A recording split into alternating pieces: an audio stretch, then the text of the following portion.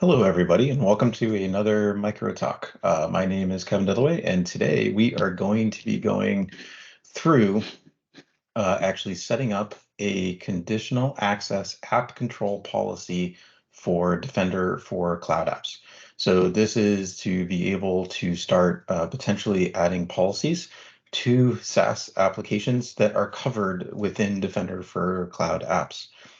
In order to do this really is the first step in order to get into some additional features and capabilities for those applications. But first, you need to know that they're out there.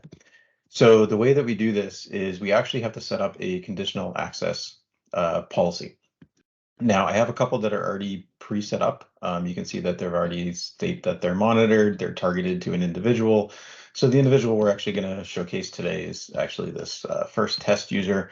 Name it, don't be stingy with the amount of characters you put in here. Make it very descriptive, allow people to really understand who didn't create this, what exactly it's doing, who it's going to, what it's for. Specify the users.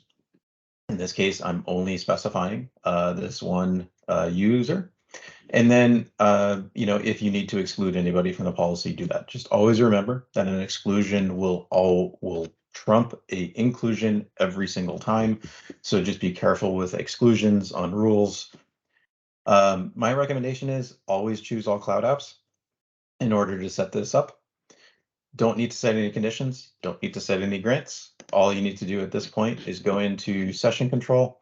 You're going to do use conditional access app control and then set into monitor only. It is in preview. It's been in preview for a pretty long time.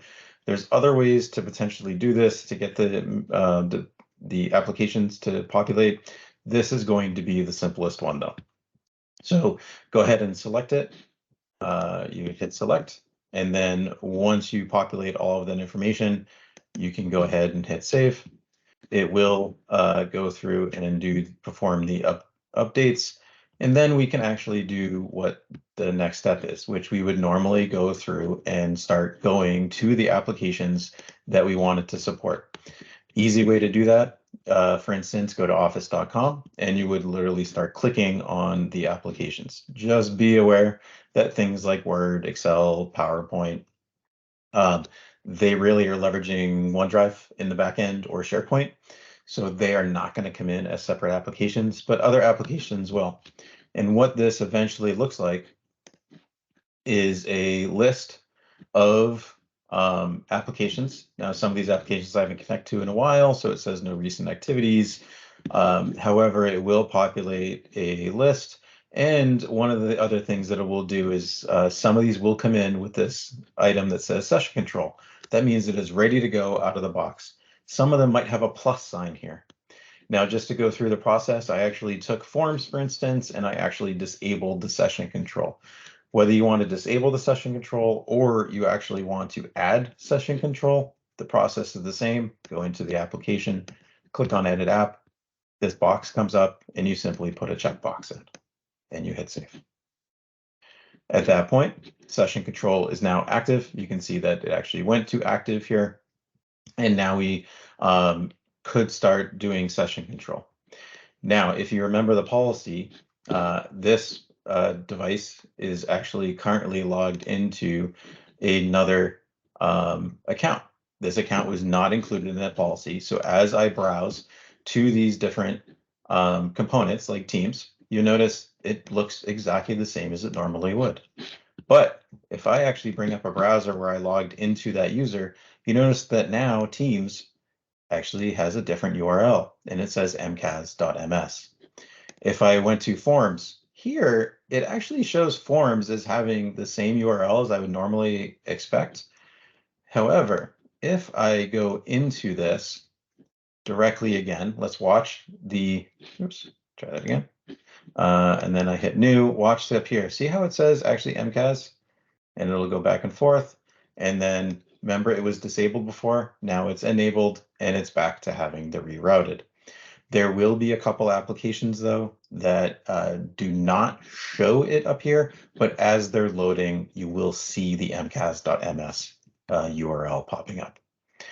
The other thing that I do want to make you aware of is once you enter into monitor mode, If you do not change the default settings, every user who is included in that policy will actually see a big gigantic pop-up that says this is being monitored. If you don't want users to actually see that, you need to go into a setting in here under conditional access app control under user monitoring.